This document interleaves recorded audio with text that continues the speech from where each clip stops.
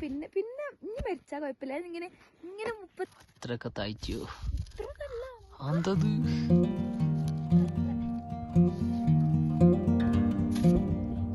മകൾ മതി. Hello guys, ഇന്ന് ഞാൻ എൻ്റെ ജീവിതത്തിൽ ആദ്യമായിട്ട് മഞ്ഞ് കാണാൻ പോയ എൻ്റെ ഒരു പൊലിവ് സംഭവമാണ് ഞാൻ ഈ ഒരു വീഡിയോയിൽ കാണിക്കാൻ പോകുന്നത്.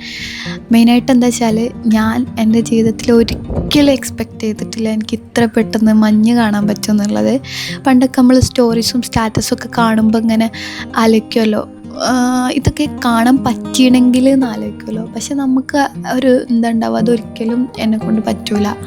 അല്ലെങ്കിൽ ആഫ്റ്റർ മാരേജ് ചെക്കൻ്റെ കൂടെ വെക്കുമെന്ന് വീട്ടുകാർ പറയുമല്ലോ, നീ എങ്ങോട്ടും വെക്കോ, പക്ഷെ ആഫ്റ്റർ മാരേജ് എന്ന് പറയുമല്ലോ. അങ്ങനെയൊക്കെ നമ്മളെ കൊണ്ട് പറ്റുള്ളൂ എന്നൊക്കെ നമ്മൾ ചിന്തിക്കാറുള്ളൂ.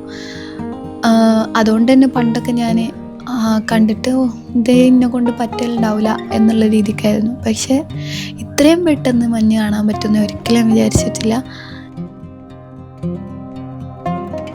കരേരി ട്രക്കിംഗ് എന്നാണ് ഇത് പറയുക. 10 കിലോമീറ്റർ നടന്നിട്ട് നമ്മൾ ട്രക്ക് ചെയ്തിട്ടാണ് നമുക്ക് ഈ മഞ്ഞ് കാണാൻ പറ്റുക.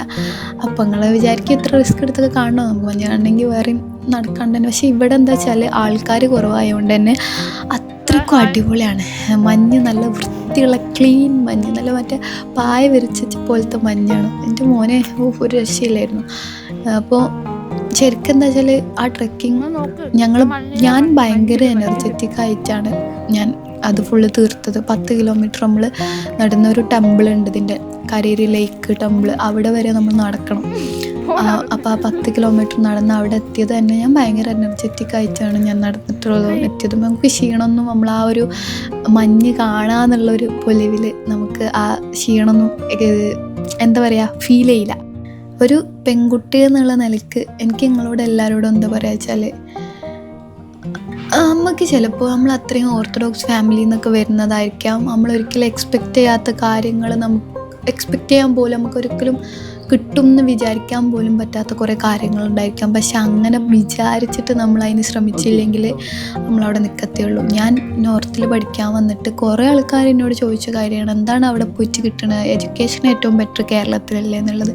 പക്ഷേ എൻ്റെ ലൈഫിൽ ഞാൻ ഏറ്റവും കൂടുതൽ ഹാപ്പി ആയിട്ടും ബോൾഡായിട്ടും തീരുമാനങ്ങളും കാര്യങ്ങളൊക്കെ ചെയ്തിട്ടുണ്ടെങ്കിൽ അത് ആഫ്റ്റർ ഞാനിവിടെ പഠിക്കാൻ വന്നതിന് ശേഷമാണ്.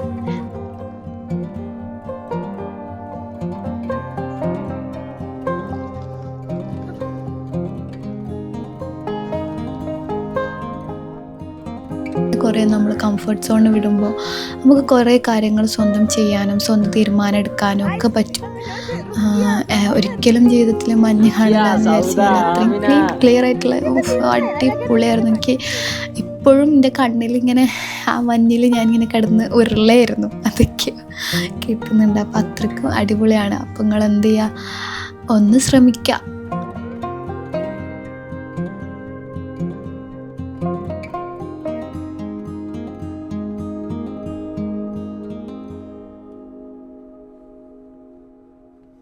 അടിച്ചിട്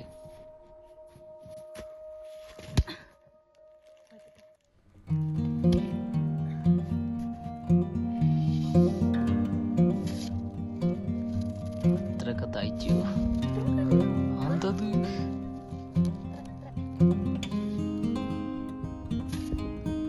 മകൾ മതി. കുഴിച്ചാലോ നമുക്ക് അവിടെ.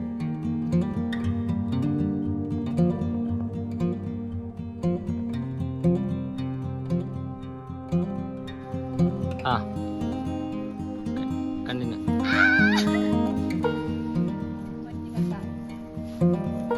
കുറച്ചുകൂടെ മഞ്ഞ് സ്വരൂപിച്ച് വെക്ക്. എന്നിട്ട്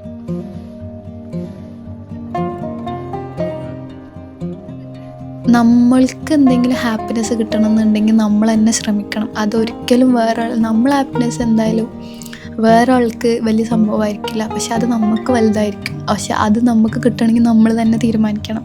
വേറെ ആൾ ശ്രമിച്ചിട്ട് നമുക്ക് കിട്ടൂല. അപ്പം ഞാനിവിടെ എത്തുമ്പോഴും ഞങ്ങളിങ്ങനെ ഞാൻ കഴിഞ്ഞ പ്രാവശ്യം സ്കൂളിൽ പോയപ്പോൾ അവിടെ നിന്നപ്പോഴും ഞങ്ങൾ സംസാരിച്ചൊരു കാര്യമായിരുന്നു, എത്ര ആൾക്കാരെ ഒരു സ്വപ്ന ജീവിതത്തിലാണ് നമ്മളിപ്പോൾ ജീവിക്കുന്നത്. എനിക്ക് ശരിയാണ്, കുറേ ആൾക്കാർ ആഗ്രഹിച്ചിട്ട് നടക്കാത്ത കാര്യങ്ങളാണ് ഇതൊക്കെ. അപ്പം താങ്ക് ഗോഡ്, അത്രയ്ക്ക് എനിക്ക് പറയുള്ളൂ. അപ്പോൾ ഓക്കെ, ബൈ.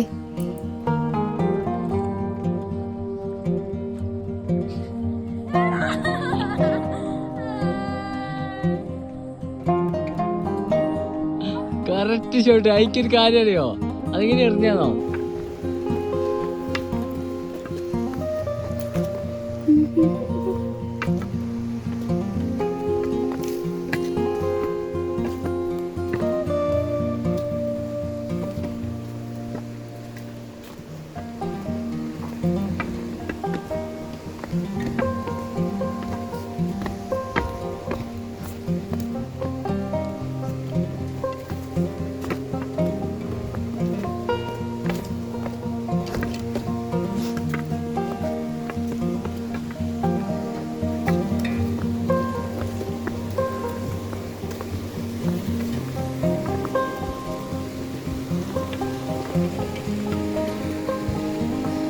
എത്തി ഗൈസ്, എത്തി.